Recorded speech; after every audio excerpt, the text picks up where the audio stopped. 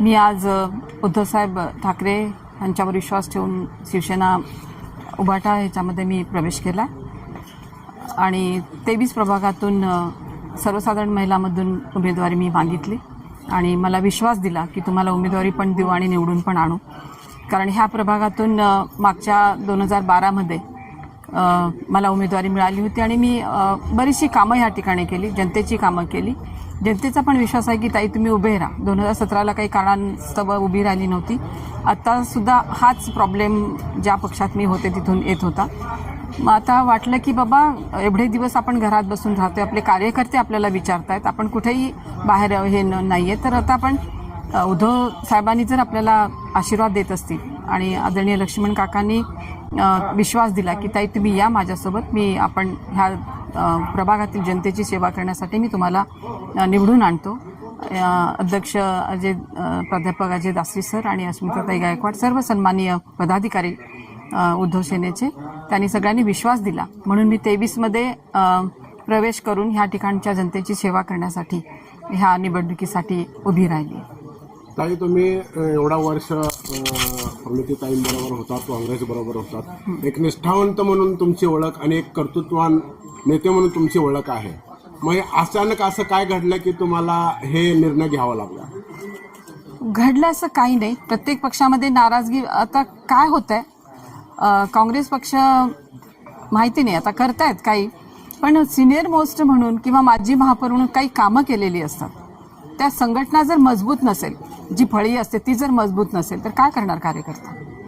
मग कार्यकर्त्यांना जर तुम्ही विचारत नसतील, कार्यकर्ता जाऊ देतो सतरंजा उचलणार, आपण निदान सिनियर मोस्टना तरी थोडं विचारा, तुम्ही त्यांच्याशी बोलून घ्या, ह्यांच्याशी. असं नाही, नेता आपल्याला ठाम असा निर्णय घेणार असायला पाहिजे, बोलला पाहिजे की नाही इकडे हे करा आणि बाकीचे ॲडजस्ट करा ना तुम्ही. काही प्रत्येक ठिकाणी असतं, एकाला दिलं की एक नाराज होतो.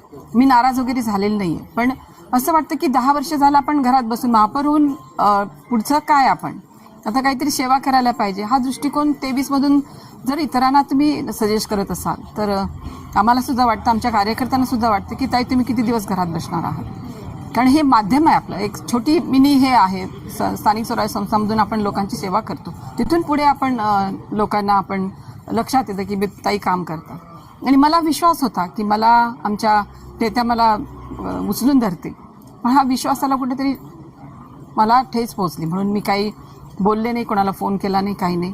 शेवटी लक्ष्मण काकांनी मला, त्यांच्या मनात काय आलं माहीत नाही, आधीपासूनच त्यांचे आमचे रिलेशन चांगले संबंध आहेत, घरगुती रिलेशन आहे, ते मला बहिणीसारखं मानतात. ते म्हणाले की ताई तू काही काळजी करू नको, तू माझ्याबरोबर आहे, मी तुला हे करतो. म्हणून मग हा निर्णय मला घ्यावा लागला. तरी असं वाटतं का काँग्रेसमध्ये असं बोललं जातं की काँग्रेसच्या काही जे तिथले पदाधिकारी आहेत ते दुजाभाव करतात काही लोकांबरोबर, असं तुम्हाला वाटतं? खरं वाटतं, खरं बोलायला काय हरकत आहे? आता आपण करतोय तर काय, असं नाही करायला पाहिजे. काय पण चुकते काय आमचं सांगा ना, आम्ही काय केलोय? काहीच नाही. प्रामाणिक, आता तुम्हीच शब्द वापरलात, प्रामाणिक आहे, एकनिष्ठ आहे, सगळ्या गोष्टी असून सुद्धा आमचं काय चुकतंय? ठीक आहे, आम्हाला महापौर केलं, सगळंच केलं, महापौर केलं, महिला अध्यक्ष राहून आम्ही संघटनेत काम केलो, महापौर म्हणून आम्ही काम केलं, तुम्ही खूप आम्हाला दिलं, आम्ही नाही म्हणत नाही, पण याचा अर्थ पुढं काय?